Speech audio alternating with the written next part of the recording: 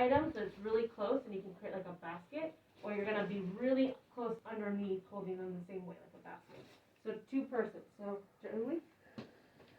So either under with whatever you feel more comfortable with. Do you feel that?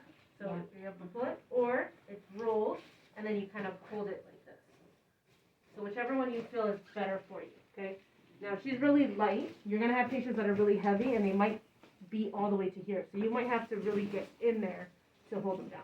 And I know this bed doesn't raise, so what you're gonna want to do is you do want it raised so that you can just make a really easy slide technique. But sometimes, you know, we're gonna have to deal with whatever we have. Our important factor here is though maintain feet apart, and we're gonna face in the area we're working in. So our whole stance is gonna be in this direction. So when we pull, we're just pulling straight up. Okay? Pillow should always be at the headboard, so ensure, because your patient, I guarantee you're gonna, and that's okay.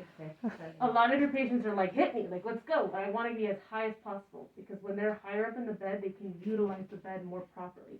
So when they raise their head up, they're actually being bent at their waist, not at their chest, not at their head or their neck. You know what I mean? So we're gonna raise her, and you're gonna see, she's gonna get bumped. Don't worry, there's a pillow here to protect you. Okay? So you're going to go ahead and grab however you feel is best and make sure your toes are pointed in your direction. You ready? We're going to count. Arms will be crossed. It's important for her to tuck her head in.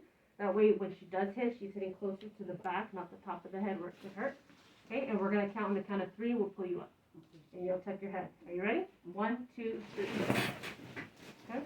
Always make sure you straighten this bad boy back out. So that way when it's time for her to use her bed, take a look at where she's bending. It's actually going to matter. It's going to make sense. She's tiny, I know, but it will make sense. Another little trick is if you raise the feet up, this will create a little bit of a cocoon, so she actually won't slide back down too.